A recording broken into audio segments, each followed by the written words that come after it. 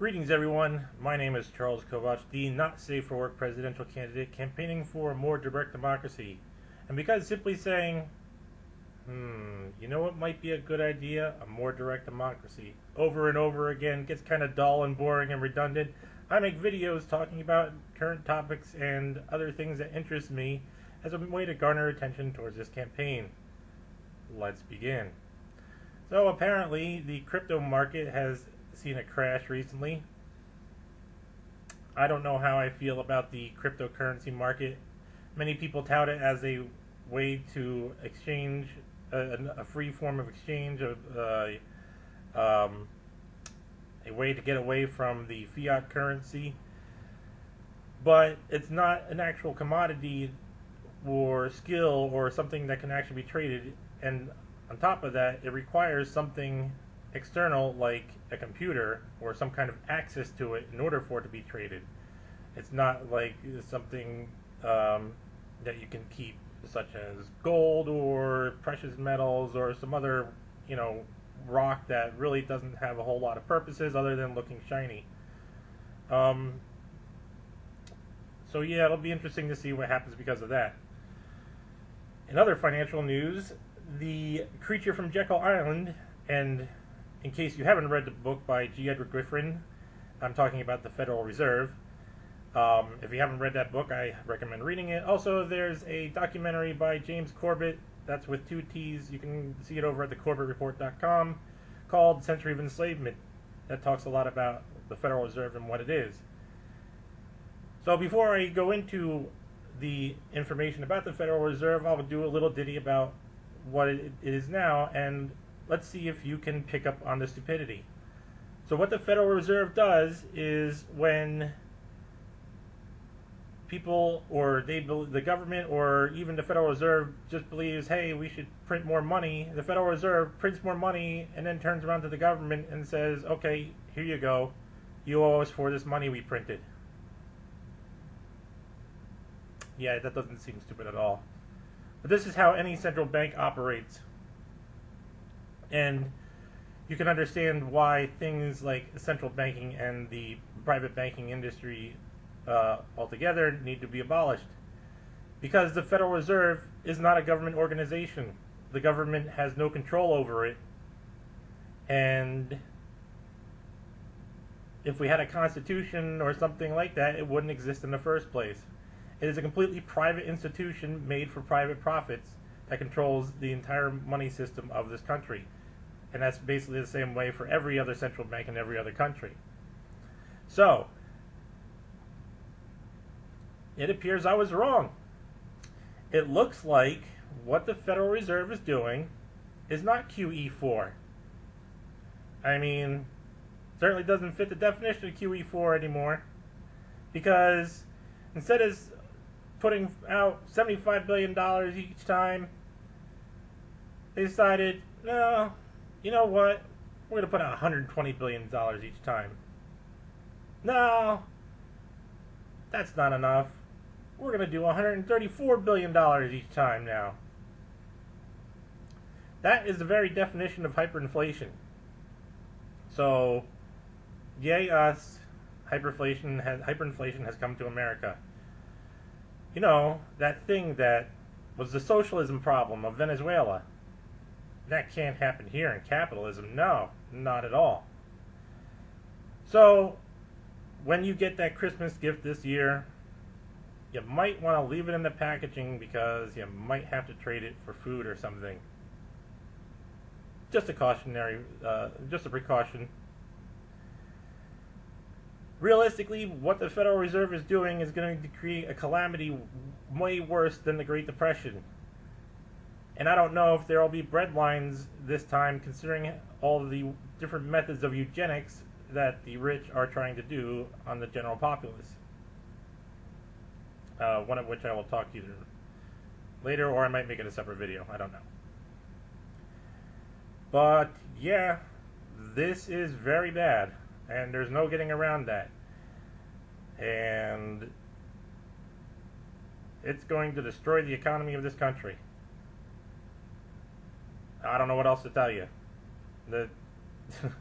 I don't like the idea of being a doomsday prophet or anything like that, but everything the Federal Reserve is doing has never worked in the past. It's always created the same situation, and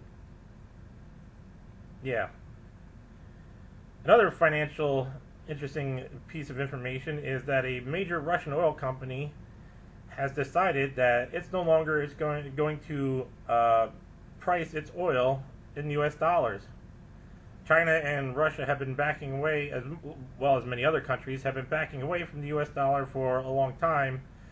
And China has sold off a lot of its treasury asset, U.S. Treasury assets over the past couple of years. I believe they sold off at least 60% of what they've had in Russia as well. There's a very good book you can read. It's called The Money GPS by David Quintieri. Kind of gives you a better idea of how that all comes into play. But, yeah. I think we all know what happens anytime somebody tries to stray away from the dollar. So it wouldn't surprise me if somebody wound up dead somewhere, or if all of a sudden Russia did this really bad thing and we gotta go to war with them now. Just saying. In more domestic things, I saw a couple of clips of Ocasio-Cortez questioning Zuckerberg at the congressional hearing, and I found it pretty interesting because her questions seemed very partisan and very identity politics based. Now, what her intention was with that is up to speculation, but she did mention something about Zuckerberg having dinners with right-wing extremists or something like that, and that is just completely stupid because that implies that the bias is partisan and not instead what it actually is, which is the actual people who want the truth and report the truth versus the establishment media and so forth. And of course she talked about Facebook's role in shaping the 2016 election. Speaking of which, the election day is coming soon, or as actually I like to call it, Choose a Better Oppressor Day. And I've been getting text messages telling me to vote the Democratic line. Yep, it's all about team sports, isn't it?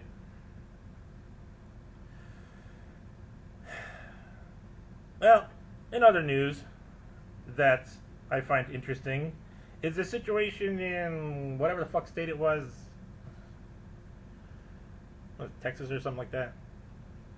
No, wait, I don't remember. Anyways, I'm pretty sure you've heard the story of the 7-year-old kid whose father went to court, and because the kid is going to have surgery, transgender surgery, and the court ruled against him.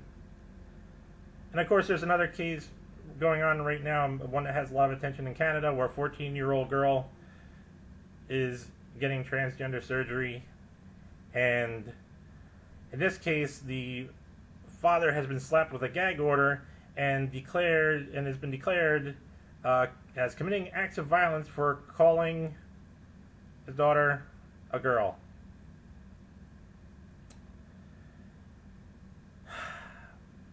So this brings on a whole big conversation that I'll probably just do right now.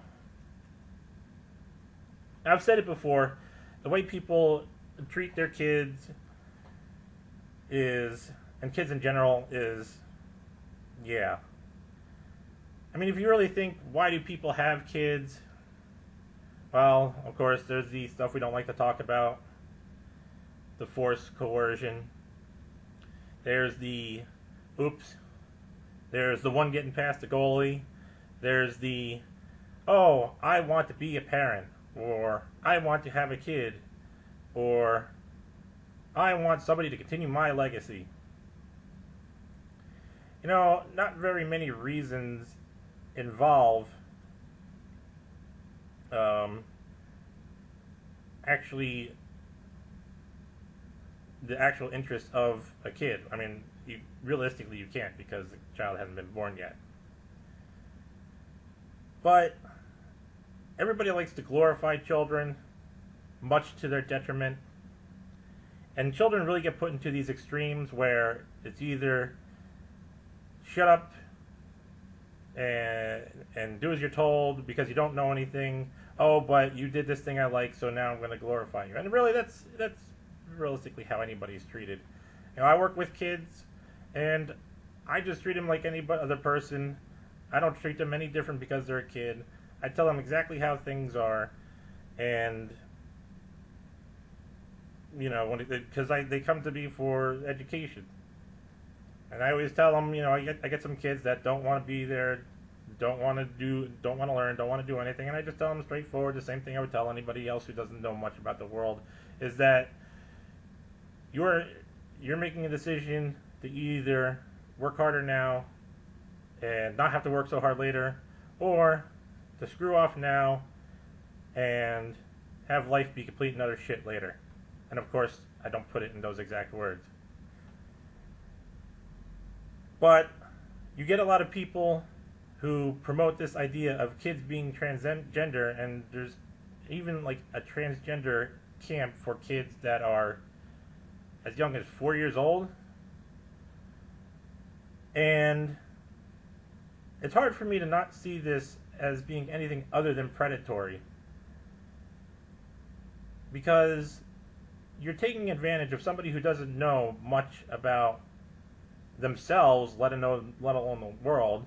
And many people question their gender identity as a natural part of their development. But to say that the instant, and a lot of people actually promote this, that the instant somebody questions their gender identity, that they should immediately change their gender. You have people making videos saying, no, don't let anybody talk you out of it, change your gender. You have counselors pushing for people to change their gender. How is that supposed to be helpful? Well, it's not. It's another one of the eugenics systems that's been implemented to get rid of people like you and me. If somebody's going to come to a decision about who or what they are, or really discover the reality of who or what they are, shut the fuck up and let them do it. It really requires no input from you or anybody else. And especially when you get all these pro-transgender people now, again, I don't have any issue with somebody who naturally comes on their own and says, hey, you know, I don't feel like I should be X gender, I want to be Y gender or whatever. That's fine. But if somebody came to me and said that, I would say, okay, that's fine. But just out of curiosity, have you learned everything about it? There's a lot of good things and there's a lot of bad things, just like anything else. Because people like to view things from one side. And that's what a lot of people who push this transgender identity onto children try to get the children to do, is to view it from one side. The whole push for kids getting gender change